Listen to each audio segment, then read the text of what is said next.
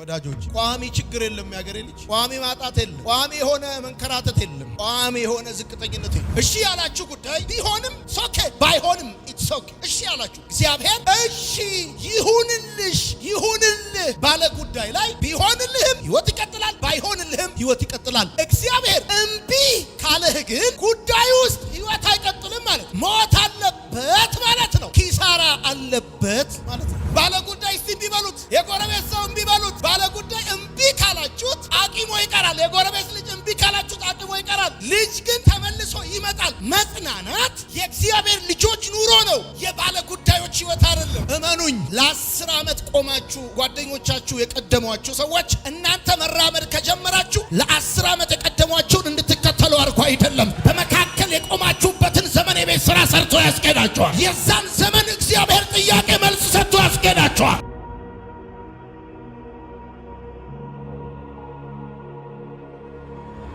ይህ መልእክቴ በዚህም አዲስ ኪዳን ካህናት ቤተክርስቲያን እንደዚሁም በማርሲል ቴሌቪዥን ለምትከታተሉ ሁሉ እግዚአብሔር ባላችሁበት የህይወት መንገድ እንዲያጽናናችሁ በእግዚአብሔር ኃይልና መንፈስ እንድትበረቱ በጸሎቴ ሆኜ የማካፍላችሁ ቃል ነው ክርስቲያኖች እንደማያዝኑ አልተጻፈም እንደሚጽናኑ እንጂ ክርስቲያኖች እንደማያለቅሱ አልተጻፈም እንደሚስቁ እንጂ የማያለቅሱ የሚያስለቅሱ ብቻ እንደሆኑ ላስታውስ እፈልጋለሁ የማይሸከሙ የሚያሸክሙ ብቻ እንደሆኑ የማይሰጡ የሚቀበሉ ብቻ እንደሆኑ በህይወታችሁ ልታስቡት የሚገባ ጉዳይ ነው ስለዚህ ካለቀስክ ወይም ካለቀሽ ጤነኛ ነሽ አድገሻል ካለቀሽ አታስለቅሺ ማለት መጽናናት ማለት በቂ የሆነ ትንታኔ እርግጠኛ የሆነ መልስ ግልጽ የሆነ የህይወት አቅጣጫ በሌለበት ሁኔታ ከእግዚአብሔር ሐሳብ ጋር መስማማት ማለት ነው ክርስቲያን ከእግዚአብሔር ጋር ባለው ህይወት በሚያልፍበት መከራና ማዕበል በደረሰበት ጉዳትና ቁስል ህመም ምክንያት ተጽናና ብለን ስንል የከሰረውን ነገር ተመለሰለት የጠፋበት ነገር መጣ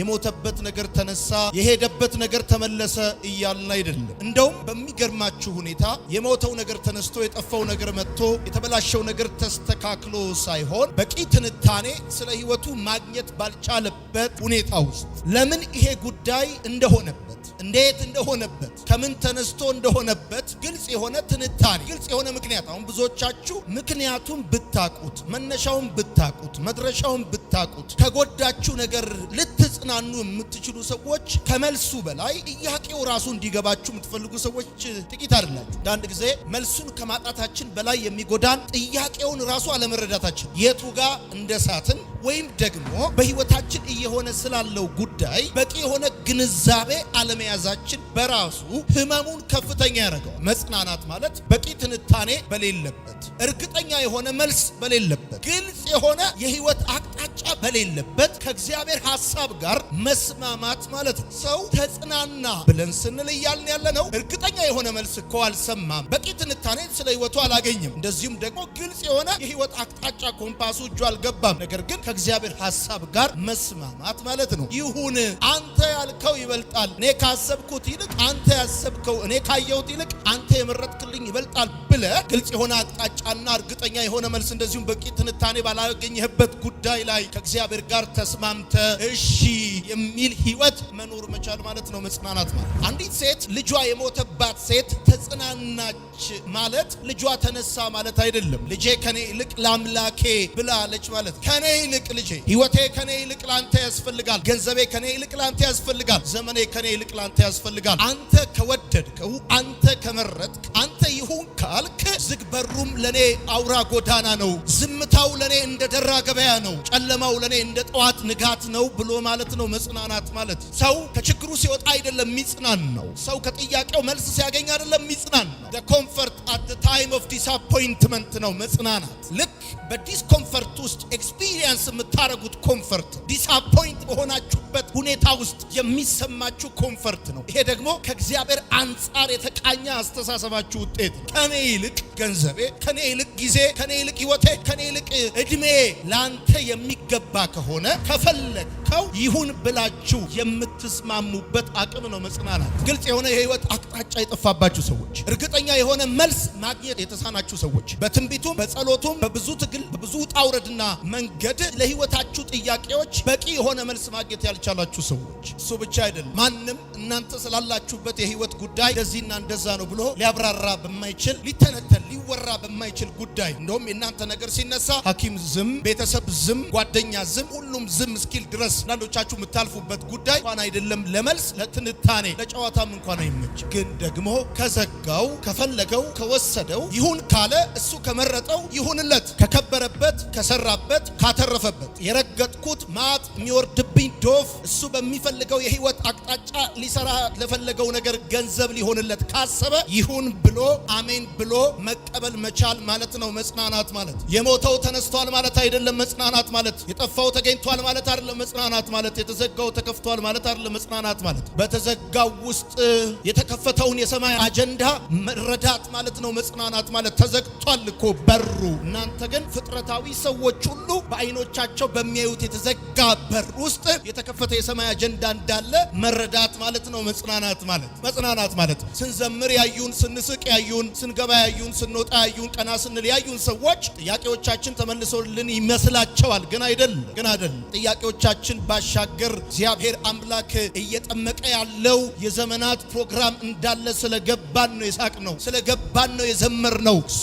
አዋቂ እንደሆነ፣ እሱ መልካም እንደሆነ፣ እሱ በስራው እንከን እንደሌለበት፣ ሁል ጊዜ ትክክል እንደሆነ፣ ሲሰጥ ብቻ ሳይሆን ሲቀበልም ትክክል እንደሆነ፣ ሲያወጣ ብቻ ሳይሆን ሲያወርድም ትክክል እንደሆነ፣ ሲከፍት ብቻ ሳይሆን ሲዘጋም ትክክል እንደሆነ፣ ሲያድን ብቻ ሳይሆን ዝም ሲልም ትክክል እንደሆነ እሱ ገብቶን ነው የዘመርነው። እሱ ገብቶን ነው አሜን ያለው። ከደጁ ያልጠፋ ነው፣ ስሙን መጥራት ያላቆም ነው። እግዚአብሔር ስም የጸና ግንብ ነው ይላል መጽሐፍ ሲናገር። ጻድቅም ወደሱ ሮጦ ታየ።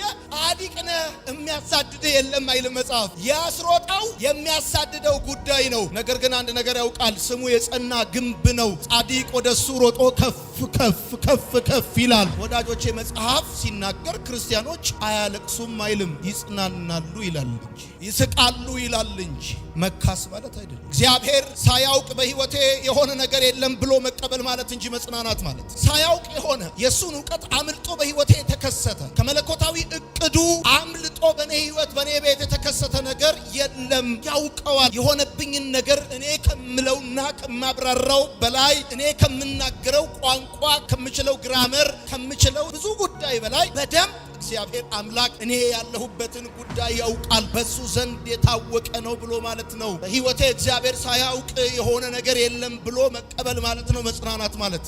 መጽናናት ማለት ወዳጆቼ እግዚአብሔር ሳያውቅ በህይወቴ የሆነ ነገር የለም፣ እግዚአብሔር ሳያውቅ የሆነ ነገር ደግሞ ከሌለ የሚያሰጋኝ ነገር የለም። በሱ ዕውቀት ውስጥ ነው ያለው፣ በሱ ዘላለማዊ አጀንዳ ውስጥ ነው ያለው ብሎ የሚያምን ሰው ህይወት ነው መጽናናት። እግዚአብሔር አዋቂ ነው የሚል መልስ፣ እግዚአብሔር መልካም ነው የሚል መልስ፣ እግዚአብሔር ትክክል ነው የሚል መልስ፣ ቢዘገይም በእርግጥ ይመጣል የሚል መልስ፣ አይቷል ነቀፌታዬን፣ አይቷል መናቄን፣ አይቷል መገፋቴን የሚል መልስ ነው። በማጉረምረምና በብዙ እንጉርጉሮ በብዙ ብስጭት ውስጥ የሚኖሩ ሰዎች ይሄን መልስ አላገኙትም። የተመለሰላቸው ሰዎች ናቸው። ለዛውም እግዚአብሔር በማንነቱ የመለሰላቸው ሰዎች ናቸው የሚጽናኑት። ለኛ ፍላጎት ቢሆን ኖሮ ዘንድሮ ደሴ ሳይሆን ዲሲ ነበርን እኛ ብዙዎቻችን። እንደ ልጅነታችን ህልም ቢሆን ኖሮ አይሮፕላን አብራሪ እንጂ ሎተሪ አዟሪ አንሆንም ነበር። ርቀቱን ላሳያችሁ ፈልጌ ነው። መጽናናት ማለት በእግዚአብሔር ፍቃድ ነፍስን ማሳረፍ ማለት ነው። ሲከፍት ብቻ ሳይሆን ሲዘጋም ትክክል ነው ማለት ነው። ሲሰጥ ብቻ አይደለም ሲቀበልም ልክ ነው ማለት ነው። ሲመልስ ብቻ አይደለም ሲወስድም ልክ ነው ማለት ነው። በእግዚአብሔር ፍቃድ ነፍስን ማሳረፍ ማለት ነው። ወዳጆች ቋሚ ችግር የለም ያገሬ ልጅ፣ ቋሚ ማጣት የለም፣ ቋሚ የሆነ መንከራተት የለም፣ ቋሚ የሆነ ዝቅተኝነት የለም። ወዳጆቼ እኛንን የወፎቹን ድምፅ ሰምተን ቀን በማለዳ የሚጀምር የመሰለ ቀኑ ግን ከምሽት ነው የሚጀምር፣ እኩለ ሌሊት ነው የሚጀምረው። ጨለማው ሁሉ ብርሃን አርግዟል፣ ሌሊቱ ሁሉ ቀንን አርግዟል። ስለዚህ ቋሚ ሌሊት የለም፣ ቋሚ ጨለማ የለም፣ ቋሚ ችግር የለም። አልፈዋለሁ፣ ወጣዋል። ይህችን ችግር ይሻገራታል። ለተወሰነ ወራት ነው ወዳጆቼ። በተለይ እኮ ቃል የሚያውቅ ወንጌል የሚያውቅ አገልግሎ የሚያውቅ ክርስቲያን የሆነ ሰው ማጽናናት እኔ ነኝ ያለ ካውንስለር እንኳን ሀዘኑን ከውስጡ ያወስድለትን መንፈስ ቅዱስ ብቻ ነቅቶ ካልፈወሰው በስተቀር እያልኳቸው ያለሁት ምን መሰላችሁ? የሆነ የመጽናናት ደመና በቤታችሁ ላይ ይመጣላችኋል። እስቲ በደንብ ባርካችሁ አሜን በሉ። በረዳችሁት ሰው የተገፋችሁ ሰዎች፣ ባጽናናችሁት ሰው የተቆሰላችሁ ሰዎች አንድ እውነት እነግራችኋለሁ። መጽናናት ስሜት እንዳይመስላችሁ፣ ይኸው ዝም ብሎ ሙቀት እንዳይመስላችሁ፣ በቃቶ እንዳይመስላችሁ። መረዳት ነው መጽናናት። መረዳት ነው መጽናናት። እናቱ የሞተችበትም እናቱ ገበያ ሄደችበትም እኩል ያለቅሳል አለ ያገሬ ሰው። ለምን አለብህ እንደሚሉት ማለት ነው። መጽናናት መረዳት ነው መጽናናት። እሺ ያላችሁ ጉዳይ ቢሆንም ሶኬ ባይሆንም ኢትስ ኦኬ። እሺ ያላችሁ እግዚአብሔር እሺ ይሁንልሽ ይሁንልህ ባለ ጉዳይ ላይ ቢሆንልህም ህይወት ይቀጥላል፣ ባይሆንልህም ህይወት ይቀጥላል። እግዚአብሔር እምቢ ካለህ ግን ጉዳይ ውስጥ ህይወት አይቀጥልም ማለት ሞት አለበት ማለት ነው። ኪሳራ አለበት ማለት ነው።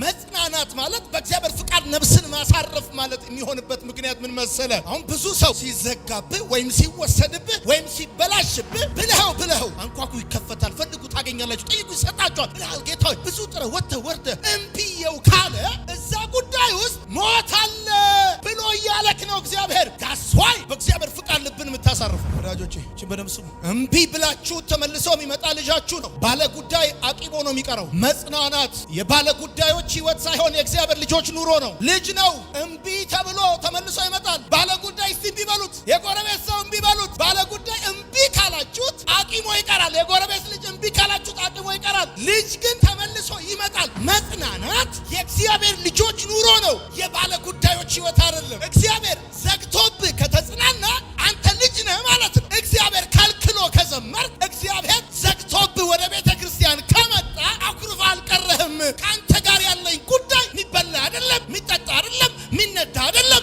ግድግዳ አይደለም፣ ቤት አይደለም፣ ህይወቴ ነህ፣ መገኛዬ ነህ። አንተ ራስህ ማንነትህ ነው ለእኔ መልስ ማለት ነው። መልእክታችሁ ነው። በብዙ የህይወት ፈተና ውስጥ እያለፋችሁ ያላችሁ ሰዎች ለመጽናናት አንተ ደግሞ እንዴ በርታ በል ምናምን ብላችሁ የሰውን ጀርባ መታ አድርጋችሁ ህይወቱ አታረጉት። መጽናናት መረዳት ኢትስ ኤ ካይንድ ኦፍ አንደርስታንድ ምን የሚል የእግዚአብሔር ልጆች ኑሮ ነው መጽናናት። ምድራዊ የሆነው ቤታችሁ እንኳን ቢፈርስ በእጅ ያልተሰራ ቤት አላችሁ። ጓደኞቻችሁ ጀርባቸውን ቢሰጧችሁም ሁልጊዜ የማይለይ ወዳጅ አላችሁ። አየህ የእግዚአብሔር ልጆች ኑሮ ነው መጽናናት ማለት። ሃሌሉያ። ብዙ ባለ ጉዳዮች በቸርች ውስጥ አስተናግደናል። ይሆናል የተባሉ ሳይሆን ሲቀር የጠበቁት ነገር ሳይሳካ በሩ ሳይከፈት አንዳንዶቻችሁ ማውራት ብትጀምሩ የምታልፉበትን ጉዳይና የህይወት እንቆቅልሽ። ታዲያ ምንድነው ቤተክርስቲያን ያስገኛችሁ? የልጅነት ኑሯችሁ። ክርስቲያን ልጽናና ብሎ አይጽናናም፣ ላጽናና ሲል ነው የሚጽናና። ክርስቲያን ልታገዝ ብሎ አይታገዝም፣ ላግዝ ብሎ ነው የሚታገዘው። ሰውም ማጽናናት በእግዚአብሔር መጽናናት ነው። ሰውም መፈለግ በእግዚአብሔር መፈለግ ነው። ሰውም ማገዝ በእግዚአብሔር መታገዝ ነው። ጉዳዩ እንደዛ ነው። ወዳጆቼ መጽናናታችን ለጠላቶቻችን ያለን የመጨረሻው መልሳችን፣ የመጨረሻው ራስህ አይዞ ብለን የምንሄድበት ጠላታችን ራስህ አይዞ ለጠላታችን ያለን የመጨረሻው መልሳችን መጽናናት። ብዙ ሰዎች ገንዘብ ለማትረፍ ነፍሳቸውን ከስረዋል። ብዙ ሰዎች ብር ለማትረፍ ህይወታቸውን ከስረዋል። ከጌታ ጋር ወክ እያደረጋችሁ ነገር የተበላሸባችሁ ሰዎች እግዚአብሔር አዋቂ ነው፣ እግዚአብሔር መልካም ነው። ምን እያለ መሰለ? በእግዚአብሔር ፍቃድ ስር ነፍስን ማሳረፍ ነው መጽናናት ማለት። ለምን ይኖስ ለዘላለም ነፍስን በምትከስርበት ጉዳይ ለጊዜው ትርፋማ ሆነ ከጓደኞች መካከል እንደ አረፋ የሆነ ደስታ እንዲኖር አይፈልግም እግዚአብሔር አምላክ። እግዚአብሔር አዋቂ ነው። የሄደው እንኳን ሄደ፣ የቀረው እንኳን ቀረ፣ የተበላሸው እንኳን ተበላሸ፣ የጠፋው እንኳን ጠፋ። አዋቂ ነው። ምክንያቱም የሚበልጥ ነገር ከፊት ለፊቴ እንዳለ እግዚአብሔር አዋቂ ነው። ደግሞ እግዚአብሔርን አምነዋለሁ። በተበላሸብኝ ፋንታ የሚተካልኝ ከተበላሸብኝ ጋር አንድ አይነት አይደለም፣ የሚበልጥ ነው የሚል ሰው አሜን ይባል። እመኑኝ ለ10 ዓመት ቆማችሁ ጓደኞቻችሁ የቀደሟችሁ ሰዎች እናንተ መራመድ ከጀመራችሁ ለ10 ዓመት የቀደሟችሁን እንድትከተሉ አድርጎ አይደለም። በመካከል የቆማችሁበትን ዘመን የቤት ስራ ሰርቶ ያስኬዳችኋል። የዛን ዘመን እግዚአብሔር ጥያቄ መልስ ሰጥቶ ያስኬዳችኋል። ማዘንም ደስታም የሀሳብ ውጤት ነው። ስታስቡት ትደሰታላችሁ፣ ትከፋላችሁ። ስታስቡት የሚያስደስት እግዚአብሔር ብቻ፣ የደስታ መነጽር እግዚአብሔር ብቻ፣ ስታስቡት ደስ የሚያሳይ እግዚአብሔር ብቻ። አንዳንድ ሰው ስታስቡት እንደውም ብሽቅ ነው፣ ብሽቅ ዝም ብላችሁ ስለ ሰው ማሰብ ከጀመራችሁ መናደድ ነው የምትጀምሩት። ከጌታ ጋር መሆን በጣም ወደ ፍቅሩ ሙላት ወደ ሐሳቡ ብርታት ስትጠጉ ስትከለከሉ አየኔ ጌታ ብላችሁ ፈገግ እሰይ ብላችሁ የተሰማችሁን ስሜት